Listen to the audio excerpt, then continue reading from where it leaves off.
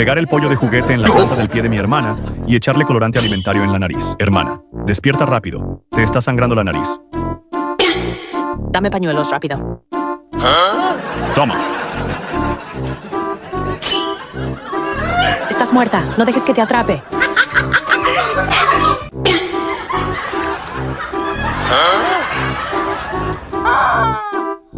¿Cómo te atreves a despertarme?